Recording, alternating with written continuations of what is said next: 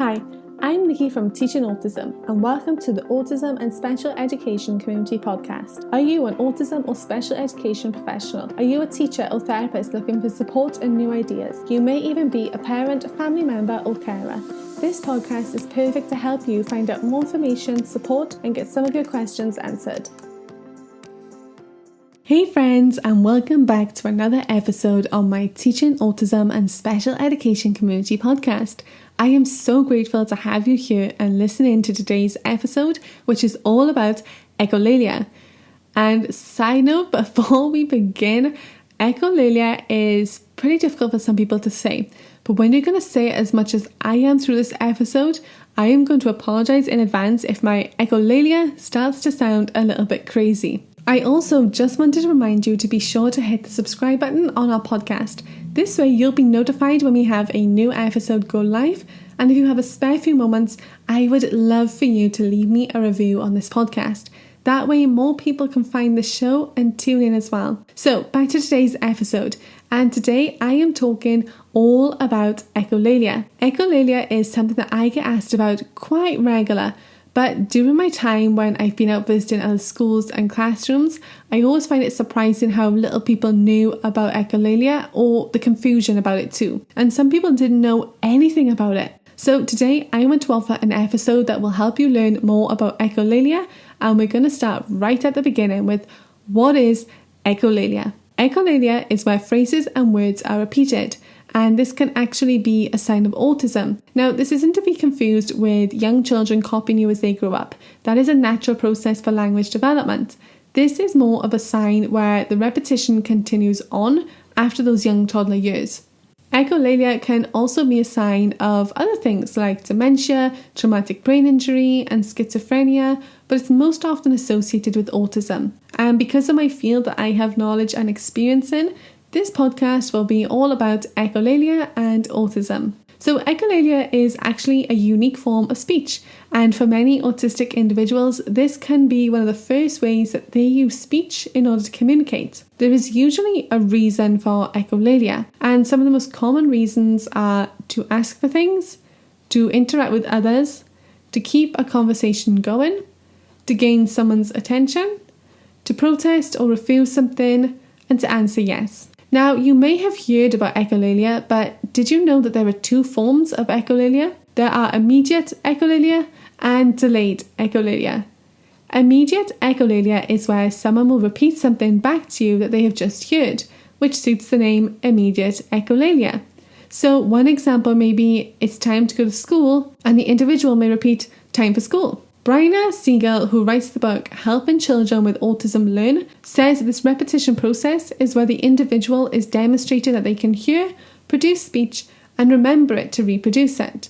And the next step up from this is comprehension of speech, but this can take months or even years to develop. So you may now be wondering, why do they do immediate echolalia? Well, some autistic individuals say that for them it's a way of communicating that they heard you and that they're processing what you said.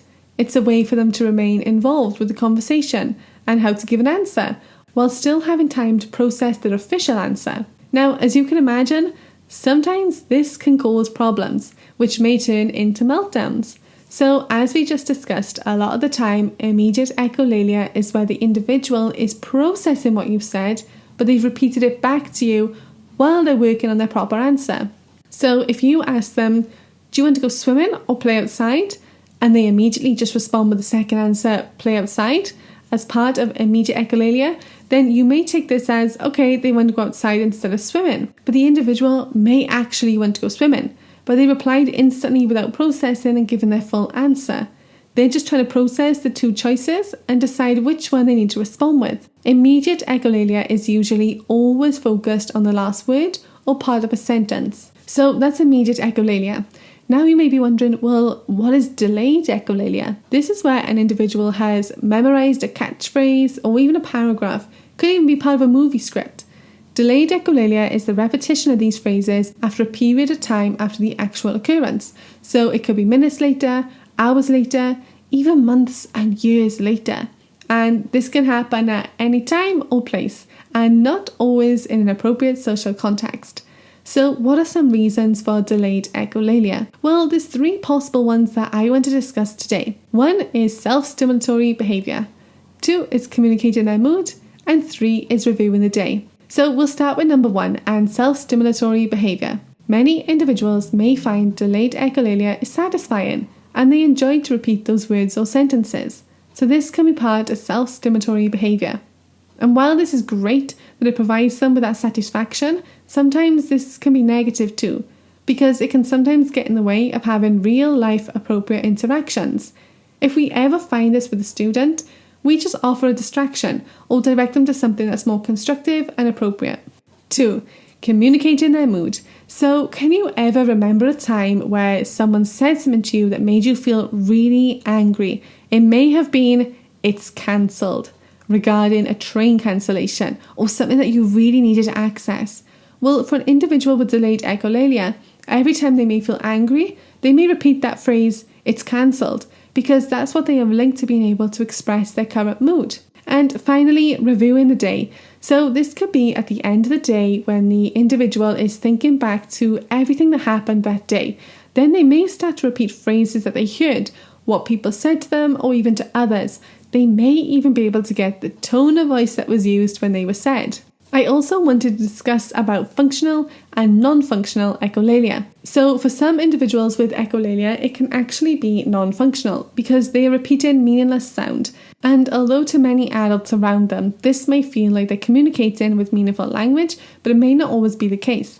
So for example, they could be repeating their favourite line from a movie or cartoon, but they don't actually know what they're saying or what it means. But this particular phrase, sentence or script has a calming effect for them, makes them feel good. So they're repeating it for that feel-good factor rather than using it to communicate.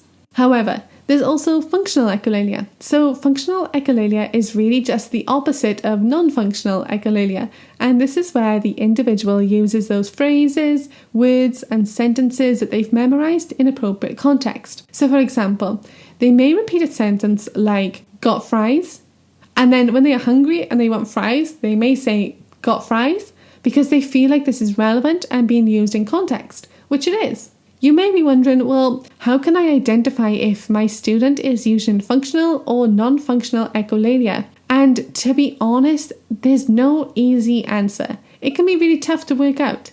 Sometimes it can sound like the student is using functional echolalia, but it may just be that they've memorized a phrase that sort of fits the question that you've asked them. And then I always get asked, well, what can I do about echolalia? Should I stop it? How do I stop it? Well, to be honest, echolalia can actually be a very supportive tool for your students if used in the right circumstances. So we already know how great functional echolalia can be, especially for language development and communication. But you may be thinking that means there's no need for non-functional echolalia, so we need to stop it.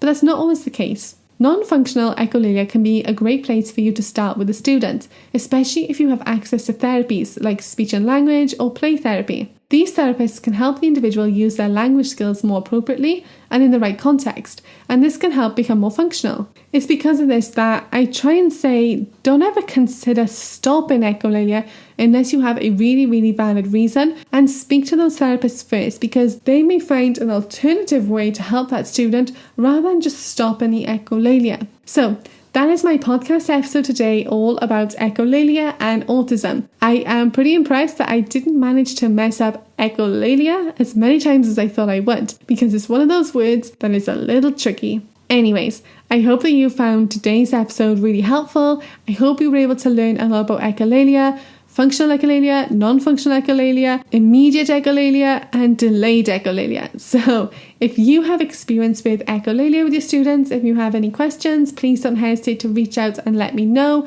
Ask me any questions, send me some feedback, and I would love to hear from you all. Like I say, I would really appreciate you taking those few extra seconds just to scroll down on this and leave a review on this podcast as well. I really appreciate all your support throughout my podcasting journey. So thank you for listening today, and I will speak to you again soon.